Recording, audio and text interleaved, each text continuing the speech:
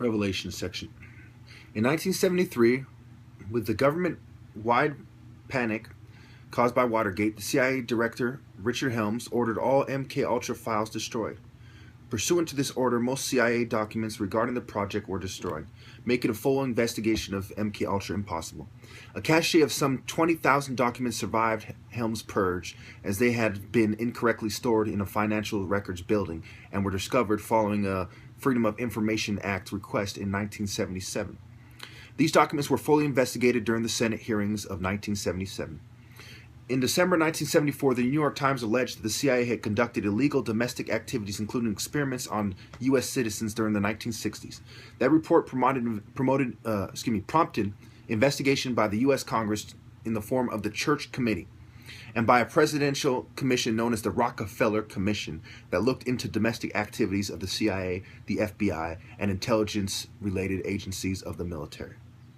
Obviously, this connects to eugenics, and John D. Rockefeller was one of the main people that funded Davenport and eugenics worldwide. In the summer of 1975, Congressional Church Committee reports in the Presidential Rockefeller Commission report revealed to the public for the first time that the CIA and the Department of Defense had conducted experiments on both unwitting and cognizant human subjects as part of an extensive program to influence and control human behavior through the use of psychoactive drugs such as LSD and mescaline, and other chemical, biological, and psychological means. This also revealed that at least one subject had died after administration of LSD. Much of what the Church Committee and the Rockefeller Commission learned from MKUltra was contained in a report prepared by the Inspector General's office in 1963 that has survived the destruction of records ordered in 1973. However, it contained little detail. Sidney Gottlieb, who had retired from the CIA 2 years previously, was interviewed by the committee but claimed to have very little recollection of the activities of MKUltra. We all know that's bull. The congressional, unless of course they did it to him, the Congressional Committee investigating the CIA research, chaired by Senator Frank Church, concluded that prior consent was obviously not obtained from any of the subjects. The committee noted that the experiments sponsored by these researchers called into question the decision by agencies not to fix guidelines for experiments. Following the recommendations of the Church Committee, President Gerald Ford in 1976 issued the first executive order on intelligence activities, which, among other things, prohibited experimentation with drugs on human subjects, except with informed consent. They're violating this to this day. In writing and witnessed by a disinterested party of each human subject. So it has to be written and witnessed by a disinterested party. Okay? Nothing of the sort ever occurred with me. Ever. And in accordance with the guidelines issued by the National Commission, subsequent orders by Presidents Carter and Reagan expanded the directive to apply to any human experimentation.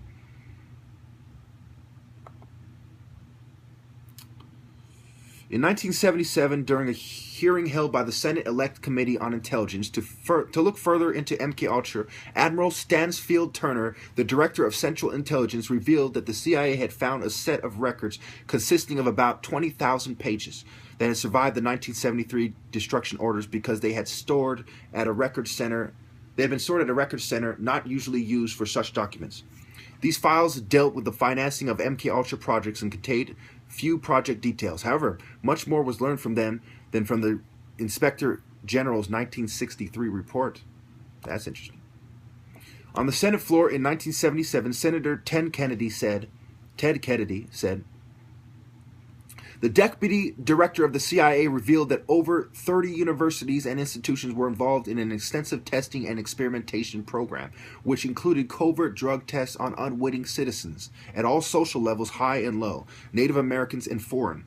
Several of these tests involved the administration of LSD to unwitting subjects in social situations. At least one death, that of Dr. Olson, resulted from these activities. The agency itself acknowledged that these tests made little scientific sense. The agents doing the monitoring were not qualified scientific observers. As if anybody is. But especially not someone who is not even, doesn't have a degree in it or what have you. In Canada, the issue took much longer to surface. becoming widely known in 1984 on a CBC news show, The Fifth Estate. It was learned that not only had CIA funded Dr. Cameron's efforts, but perhaps even more shockingly, the Canadian government was fully aware of this and had later provided another $500,000 in funding to continue the experiments. This revelation largely derailed efforts by the victims to sue the CIA as the U.S. counterparts had, and the Canadian government eventually settled out of court for $100,000 to each of the 127 victims. None of Dr. Cameron's personal records of his involvement with MKUltra survived, since his family destroyed them after his death from a heart attack while mountain climbing in 1967. 1984, U.S. General Accounting Office report. The U.S. General Accounting Office issued a report on September 28, 1984, which stated that between 1940 and 1974, DoD and other national security agencies studied thousands of human subjects in tests and experiments involving hazardous substances.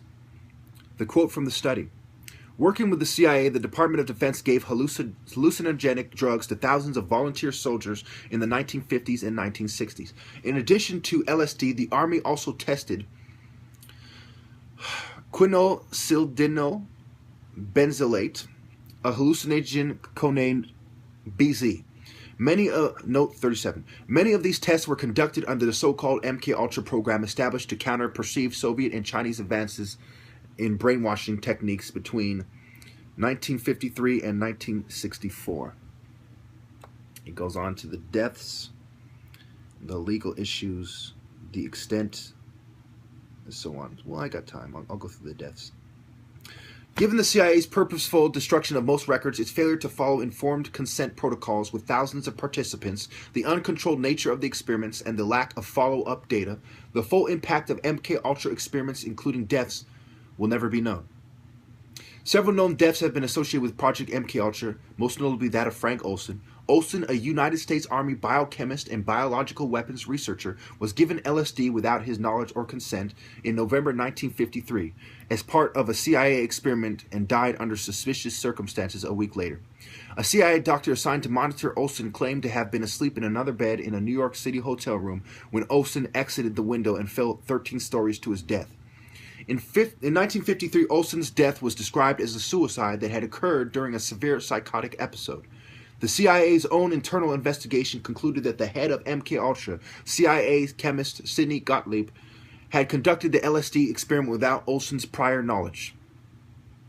Although neither Olson nor the other men taking part in the experiment were informed as to the exact nature of the drug until some 20 minutes after its ingestion, the report further suggested that Gottlieb was nonetheless due a reprimand as he had failed to take into account Olson's already diagnosed suicidal tendency, which might have been exacerbated by the LSD. The Olson family disputes the official version of events. They maintain that Frank Olson was murdered because, especially in the aftermath of his LSD experience, he had been a security risk which might divulge state secrets associated with highly classified CIA programs, about many of which he had direct personal knowledge. So many of you who are involved in this, in these experiments, these covert experiments, and so on, you might want to team up with the targeted individuals to expose this, as you may be targeted and deemed a security risk as well. A few days before his death, Frank Olson quit his position as acting chief of the Special Operations Division at Dietrich, Maryland, later Fort Detrick, because of a severe moral crisis concerning the nature of his biological weapons research. Among Olson's concerns were the development of assassination materials used by the CIA, the CIA's use of biological warfare materials in covert operations, experimentation with biological weapons in populated areas, collaboration with former Nazi scientists under Operation Paperclip, LSD mind control research, and the use of psychoactive drugs during terminal interrogations under a program codenamed Project Artichoke. Later, forensic evidence conflicted with the official version of events when Olson's body was exhumed in 1994. Cranial injuries indicated that Olson had been knocked unconscious before he exited the window. The medical examiner determined Olson's death a homicide. Termed. Okay. In 1975, Olson's family received a $750,000 settlement from the U.S. government and formal apologies from President Gerald Ford and CIA Director William Colby. Though their apologies were limited to informed consent issues concerning Olson's ingestion of LSD. On 28 November 2012, the Olson family filed suit against the U.S. federal government for the wrongful death of Frank Olson. In his 2009 book, A Terrible Mistake, researcher H.P. Albarelli Jr. concurs with the Olson family and concludes that Frank Olson was murdered because a personal crisis of conscience made it likely that he would divulge state secrets concerning several CIA programs, chief among them Project Artichoke and an MK Delta project codenamed Project Span. Albarelli theorizes that Project Span involved the contamination of food supplies and the aerosolized spraying of a potent LSD mixture in the village of Pont-Saint-Esprit, France, in August 1951. Very interesting how you people will sit there and act like it is impossible for me to be gassed or something, when on record they did that in 1951. 1951. Need I remind you that this is 66 years later? That's a disturbing coincidence. 66 years later. Anyway, the 1951 Pont-Saint-Esprit mass poisoning resulted in mass psychosis, 32 commitments to mental institutions, and at least 7 deaths. And I have always been arguing that they are trying to drug me and provoke me and, to go back to the psych ward. And on record, they have drugged and got people to go to mental institutions in the past. Anyway, according to Albarelli, several months before resigning his position, Olson had witnessed a terminal interrogation conducted in Germany under Project Artichoke. While most academic sources accepted ergot poisoning by mercury, mycotoxins, or nitrogen trichloride as the cause of the Pont-Saint-Esprit epidemic, others, like paranormal author blah blah blah, have reached conclusions similar to Albarelli's. On April 26, 1976, the Church Committee of the United States Senate issued a report, final report of the Select Committee to study government operation with respect to intelligence agencies. In Book 1, Chapter 27, page 39, this report states, LSD was one of the materials tested in the MKUltra program. The final phase of LSD testing involved surreptitious administration to unwitting non-volunteer subjects in normal life settings by undercover officers of the Bureau of Narcotics acting for the CIA. Normal life settings, such as being in your room, making videos on the internet, normal settings. A special procedure designated MK Delta was established to govern the use of MKUltra materials abroad. Such materials were used on a number of occasions. Because MKUltra records were destroyed, it is impossible to reconstruct the operational use of MKUltra materials by the CIA overseas. It has been determined that the use of these materials abroad began in 1953 and possibly as early as 1950. Drugs were used primarily as an aid to interrogations, but MKUltra/MK Delta material were also used for harassment, discrediting, or disabling purposes. So they harass me. They want to disable me and stop me from being the top martial artist. They want someone to beat my challenge, and they're trying to drug me and disable me. All these things I've said. On record, this is what they use these things for. On record, they use aerosol sprays to gas people for the last 65 years on record. So it's going to go on about, it talks about, legal issues. I'll put in the comments if there's any requests. Notable subjects, conspiracy theories, aftermath. I'm gonna read the 2 things: extent of participation and aftermath, and I'm gonna wrap this up. Extent of participation: 44 American colleges or universities, 15 research foundations or chemical or pharmaceutical companies, including Sandoz, now Novartis, and Eli Lilly and Company, 12 hospitals or clinics, in addition to associated with universities, and 3 prisons are known to have participated in MKUltra. I cover this. I talk about University of Phoenix participation. It's the largest college. It makes absolute sense that they would participate in this, especially because of their for-profit status, which is controversial. So they need to do things like this with the government to help them secure their legitimacy. Aftermath. At his retirement in 1972, Gottlieb dismissed his entire effort for the CIA's MKUltra program as useless. Although the CIA insisted the MKUltra type experiments have been abandoned, some CIA observers say there is little reason to believe that it does not continue today under a different set of acronyms. Victor Marchetti, author and 14-year CIA veteran, stated in various interviews that the CIA routinely conducted disinformation campaigns and the CIA mind control research continued. In a 1977 interview, Marchetti specifically called the CIA claim that the MK Ultra was a cover story. I'm out of time. During the Senate hearings of 1977. In December 1974, the New York Times alleged that the CIA had conducted illegal domestic activities, including experiments on U.S. citizens during the 1960s.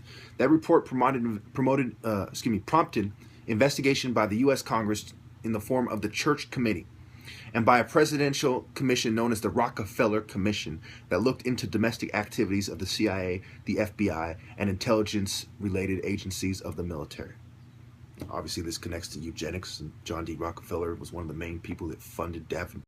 Revelation section.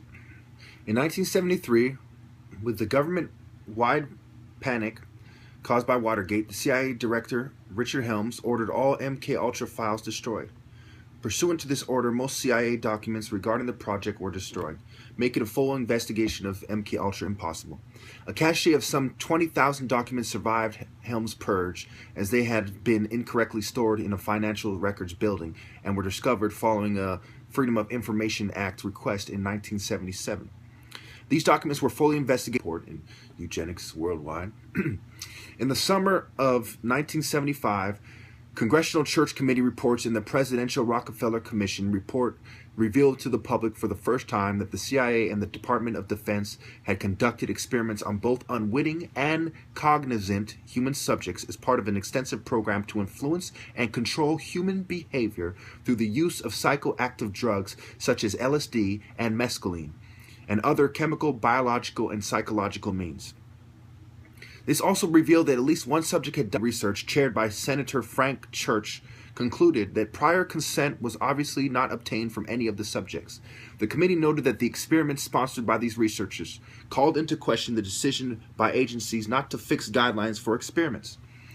Following the recommendations of the Church Committee, President Gerald Ford in 1976 issued the first executive order on intelligence activities, which, among other things, prohibited experimentation with drugs on human subjects, except with informed consent.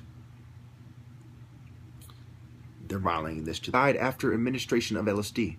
Much of what the Church Committee and the Rockefeller Commission learned from MK Ultra was contained in a report prepared by the Inspector General's office in 1963 that has survived the destruction of records ordered in 1973.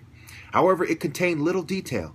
Sidney Gottlieb, who had retired from the CIA 2 years previously, was interviewed by the committee but claimed to have very little recollection of the activities of MK Ultra. We all know that's bull. The congressional, unless of course they did it to him, the Congressional Committee investigating the CIA